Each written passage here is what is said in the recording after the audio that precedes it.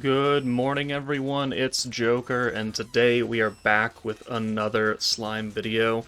And today it is time to go into the Inferno 3 stage for the Protectors of Peace beatdown battle versus Adelman, and then Ninehead and Beretta. No, it's Mirren. Sorry.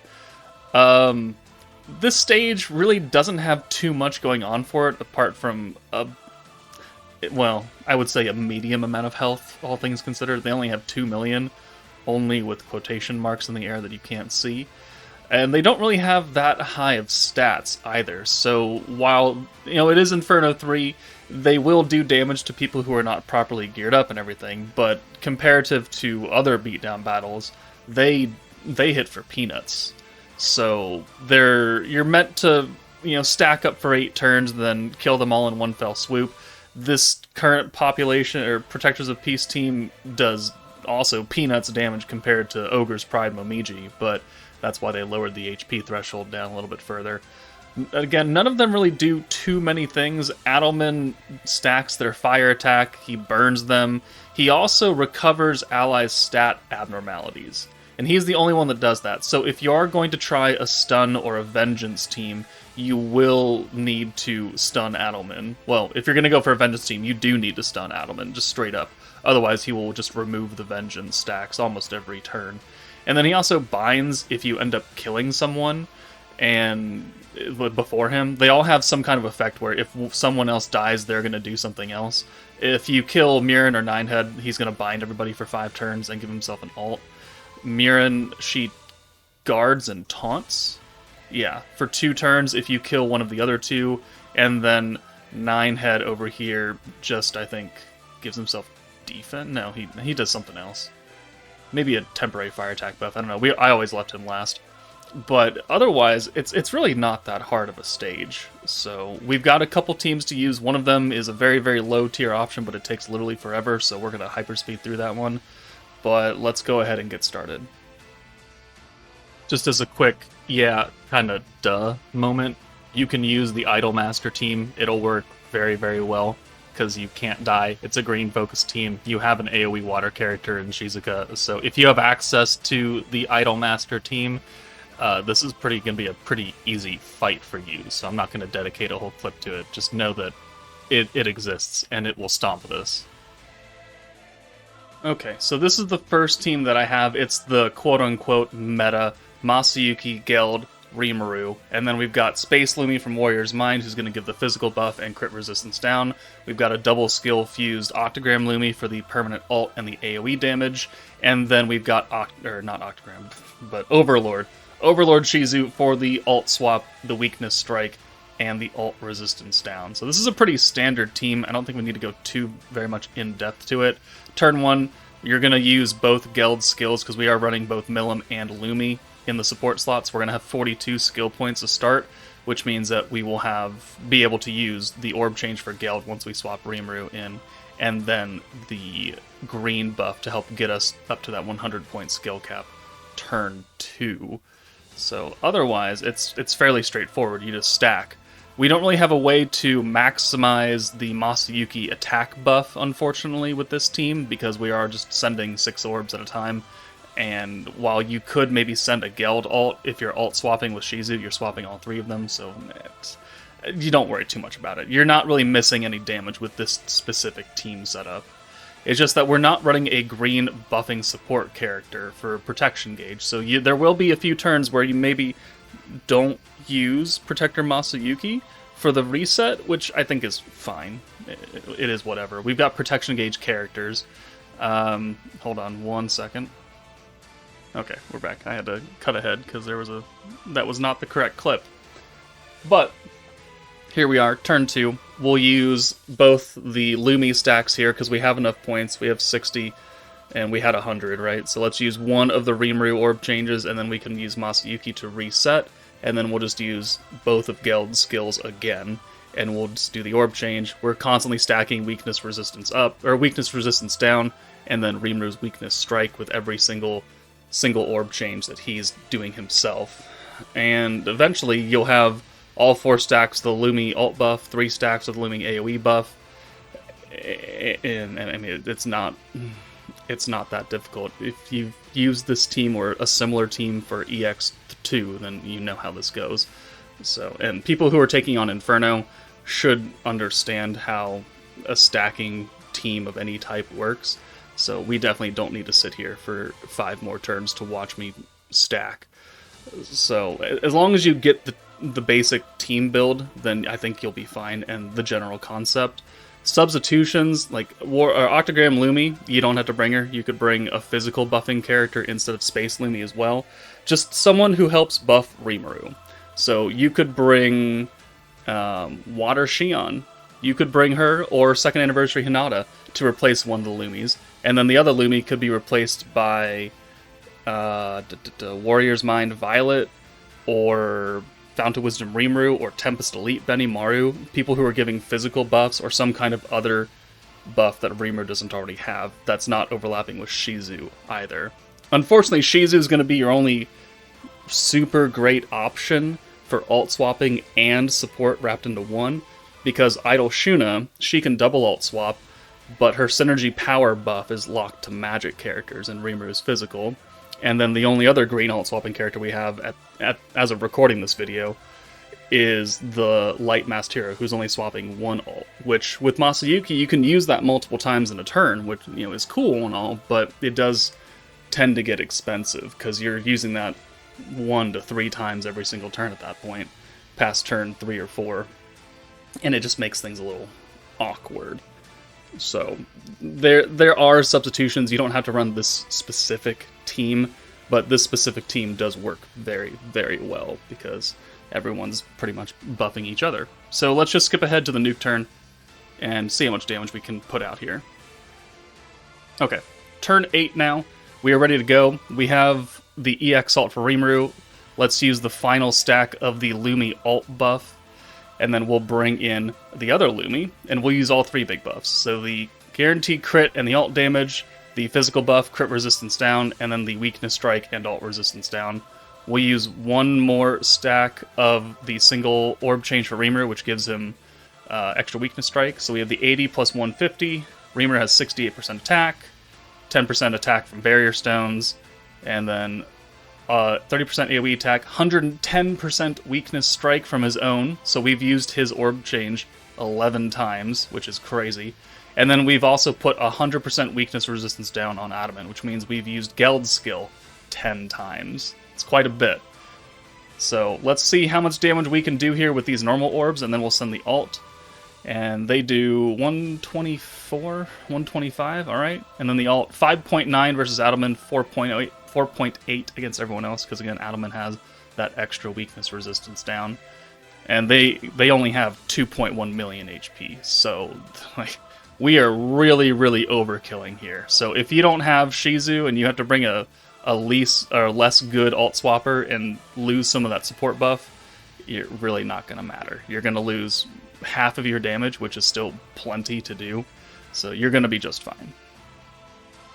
Alright, so these next 2 teams that I'm going to show you, because they're just variations of each other, was actually put out by a JP Player 0, Lilith, and I just kind of borrowed them, but it does work for some of the missions that are available for Inferno 3. So the team right here, Overlord team, but we've got 2 water characters, and they will definitely work. We are still running Overlord Shizu, Rimuru, Fount of Wisdom Rimuru, Geld, and then Traya for more orb changing. This team can get the 2 water character mission done, and then the other team is just another variant, and it's all physical. So we've swapped out Overlord Shizu for the hero, Geld and Rimuru here, but then we also have Space Lumi and Space Violet. So everyone on this team is physical. We are running Overlord Rimuru as the protector. So stacking green points, stacking element damage, resetting our skill costs. He is a very good protector. We're going to use both these teams, but I'm not going to do individual clips for them because they run the same way. It's just how you want to build them. Alright, I'm going to make you all go cross-eyed because we're going to do the double screen setup again. We're going to run both teams since they are essentially the same, and then we've got the team builds next to it. So I hope your ADHD pills have been taken. But honestly, this team is run the same exact format. No, you don't have the unlimited skill usage that Masayuki is giving you, but what you do have is still resetting, and you also have the extra skill points you're getting from Rimuru himself. So, and that directly conflicts with Geld's skill, because Geld is giving you 50 up to 500% extra skill point gain on greens. Overlord Rimuru is just giving you a straight 100% up to 500, so he stacks it faster. But you still want to use Geld's skill, because you get that weakness resistance down. And so using this team, you can maybe spread out each skill usage, so you can put a stack on Adelman, and then the next turn you put a stack on Mirren, and then the next turn you put a stack on Ninehead. And looks like some of these clips were not actually the full clips. Which one was that? Okay, that was the hero team. Okay, well let's skip that ahead then. Okay, we caught him backed up to turn 3. Looks like it only took one run for the double Rimuru team, and then, well, I guess they're both double Rimuru teams, aren't they? Okay, well, I mean, they do run essentially the same. Again, what I was saying, you want to stack the Geld skill on everybody evenly, so you do even amounts of damage, because you aren't getting as much damage output using these two setups as you are with the Masayuki team that I showed earlier, because you don't have a whole butt ton of support. You do have support still. Like for the first team, the light hero, she can help lower their element resistance, which helps you do more water damage, I guess. Rimuru still has his ult and his guaranteed crits. And then Violet is giving all allies physical allies crit damage, and then 55% ult resistance down, which is actually more than what Overlord Shizu is doing. She's only doing 50. And then we have Space Lumi for the physical buff and the crit resistance down. So now we're doing 3 different things with crit. Guaranteed rate, crit resistance, and crit damage. So that's a lot of crit damage. Just a lot of crit stuff we're doing. Alongside the stacking element buff from Overlord Rimuru, which currently is probably better than what Masayuki's doing at the, 8% attack per turn from the Inspire skill. Plus, Rimuru kicks in immediately when you use him instead of at the end of the turn. So, give or take. And then the second team down below, we've got more orb changing with Traya, which is great. And we still have Overlord Shizu for the triple alt swap and the weakness strike alt resistance down. But we just simply brought Fount of Wisdom Rimuru instead, because 1, he's physical, 2, he's water. So it works out very, very well. I expect that this meta will get a triple alt swapper to green like Overlord Shizu, but actually more available to players since it won't be a collab character, and that'll be exciting. Depending on how good they are, though, like, it's going to be a single featured unit banner, so will it be super duper worth it still? I don't really know about that one, but we should, quote unquote, get at least, well, I'd say at least a double green alt swapper. Hopefully a triple for the stacking green team. And then Fount of Wisdom Rimuru, he's old for an EX character. He was the very first EX meta to release, and he was on the very first banner with Diablo. So we can't say that he's not been around for a hot minute. Maybe you haven't pulled him because they still are kind of stingy with EX characters, but he's definitely been around, and definitely in those Season 3 ticket summons that we've been getting for the past 4 months, 5 months or so. Maybe you pulled him. He's still really good. I always talk about him and how I always want more dupes of him. But it is what it is. Okay. So we're on, turn 6 up here, turn 7 down there. I think we can skip ahead to the nuke. Okay.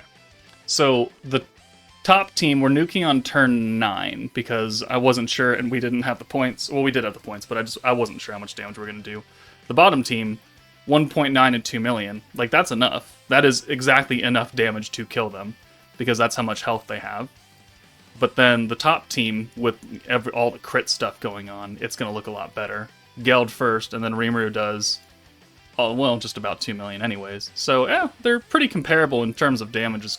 So, they're definitely options. They do help you get those 2 missions done, so all physical and 2 water characters. You don't have to do them together if you don't have the option. But there we go. Now you're looking at 4 things at once that are all the same fucking image. So, again, congratulations. I'm going to make you go cross-eyed. Okay, so I don't want to spend too much time on the Vengeance team, because obviously it's built for this kind of fight. Long-form, green-focused, instead of stacking big-time attack buffs on a unit in nuking, you're going to be stacking Vengeance on the enemies and having them kill themselves slowly over time. But in order to do that, you do need to bring at least Octagram Guy to stun, or Albedo or Raphael if you're going to run, maybe not Velzard, but a stacking, like an actual green stacking protector with a skill cap increase. He needs to stun Adelman, because Adelman not only cleanses the Vengeance off of all three of his allies, or two of his allies, he also stacks the enemy's fire attack by 20% every couple of turns. So if you let him do that, he's going to hit you harder and harder and harder. And then this team, as of this build, does not have a healer. But if you stun him, one, they get stuck at their 20% fire attack, which isn't a lot, and they don't have high attack stats to begin with, and he doesn't cleanse Vengeance. It's just that with very low attack stats, your Vengeance will not do the most damage you've ever seen. And so for this particular run, I go up to turn like 14 or something, and I actually cap out the Vengeance at 99, but you do have to keep Adelman stunned once you actually start applying Vengeance, or he will just cleanse it. So you cannot miss a turn once you've been stacking, otherwise it's all going to be wasted. You could bring different orb changers on this team. Technically, you don't even have to really bring Raphael. If you only have Yom, like, that's fine. You just need to bring a healer or some other way to negate the damage that you will take throughout this fight, because you're going to be here for a hot minute. So, orb changing Yom, orb changing Sufia. I brought Veldora for his green buff and his potential orb changing. Like, Isis works too instead. You can bring Wind Lumi, that way you can actually have an orb changer for turn 1. Free to play Goddess of Destiny Triya works well.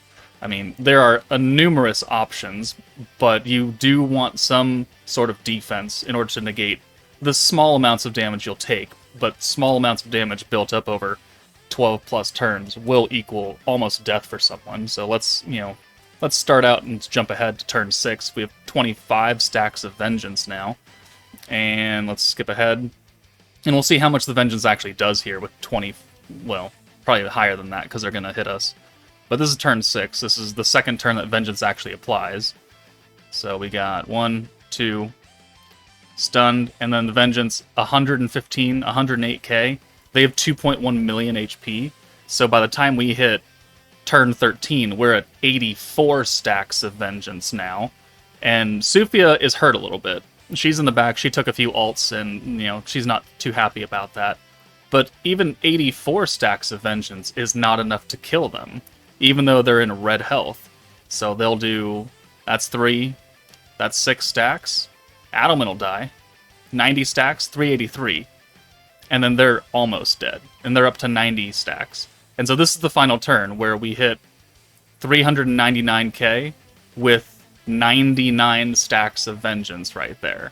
So, turn 14. This is a long fight, but you can do it. You just have to keep Adelman stunned the entire time. Once he's dead, you can either not stun at all, or just keep stunning someone else. It really doesn't matter. Adelman is the only key figurehead that you need to take out, and you need to keep stunned. After that, it's pretty easy.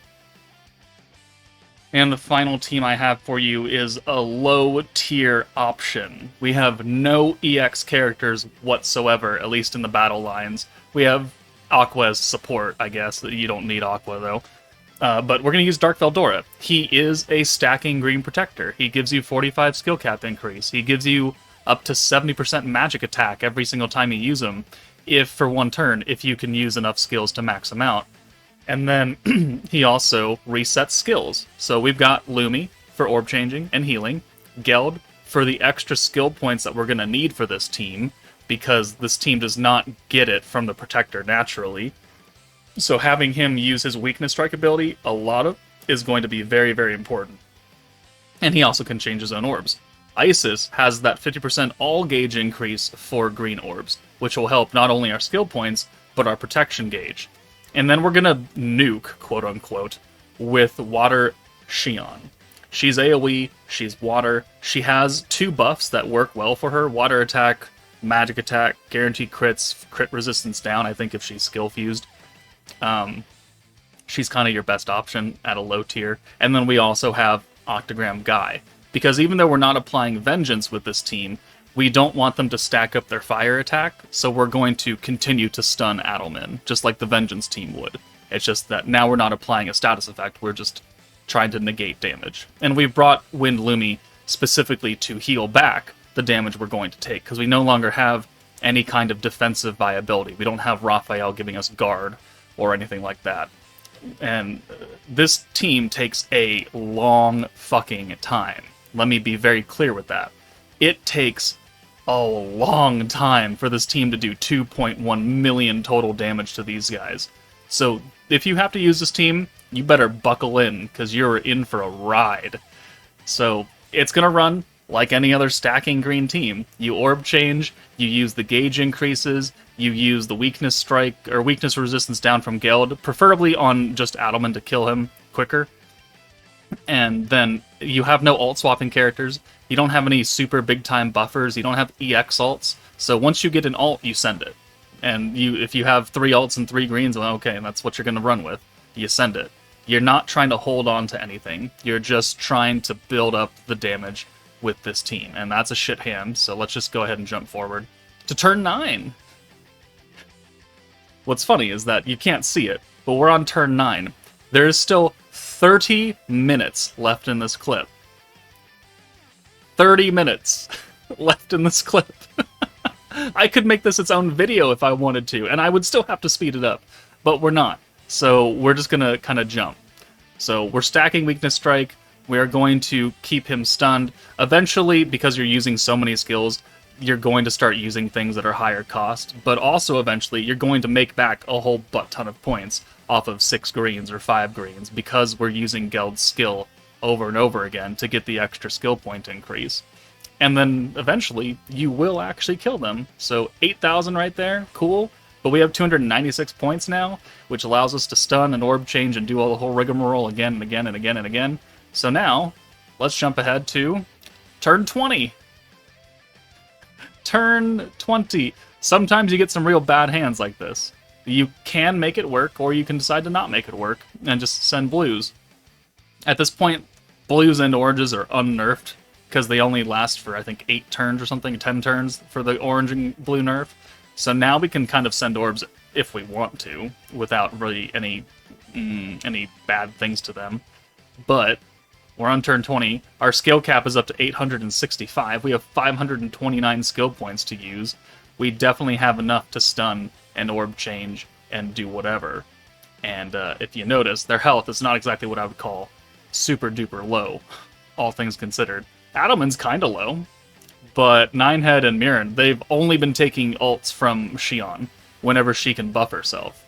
So once you get enough points with this team, you can, every time you get Xion's ult, you can just use both her skills over and over and over and over again, and just do that. But for the early couple, maybe 10 turns, it's kind of difficult. You're really just wanting to stack up points in the first first phase of the fight. And then once you get to the end, the middle and end phase, that's when you have an excess. So we have 646 points now coming back. And yeah, let's jump ahead again. Turn 28. Idolman's dead. Excellent. We no longer have to stun anybody, technically, but we're going to stun anyways, because it just cuts down on our damage. You notice that we haven't really taken a lot of damage, because we've been healing it all back with Lumi. And as a side effect of healing with Lumi, she also does raise our orb damage up to, I think, 100% to be using enough. And, I mean, that's cool. It keeps us alive. It does little tiny bits more damage, especially if you're attacking with Water Xion, who has her buffs on and who has her the magic buff from Veldora active. Like, she can hit okay with her normal orbs, especially like a 200%, like we're gonna do right here probably. So stun Mirren, okay, cool. And no, I don't use her buffs. Oh, that's unfortunate. Nope, there we go. There we go. So let's see how hard she hits. Veldora stops stacking. Like, it only goes up to 70%, and it never goes any higher than that, so it's not like we're getting infinite stacks of water attack or something. But you still do more and more damage. So 43k with everything active for her. I mean, it's not terrible damage. 91k right there. And Mirren's almost dead. So now let's jump ahead to turn 35. And Ninehead is I think a couple turns away from dying, but as you can see, we're at pretty much full health. Like, we're no danger of dying with this team. It's just you're in danger of blowing your friggin' brains out because you're on turn 35 and you're still not out of this fight. So, it can do it. Is it fun to use? Certainly not. Was I at my most excited point trying to run this team for 40 plus minutes? Absolutely not. But hey, you want free-to-play options or more reasonable options? Here you go. This is as reasonable as I can do for you. So let's just skip ahead now. And Xion gets the final hit, 179k crit on turn 36. And, yeah. There we go. That's Inferno 3. Cleared by a bunch of teams. Most importantly, this very low-tier option. But if you have any others that can clear Inferno 3, please let me know in the comments. But that's it for me, guys. Take it easy, and I'll see you all later.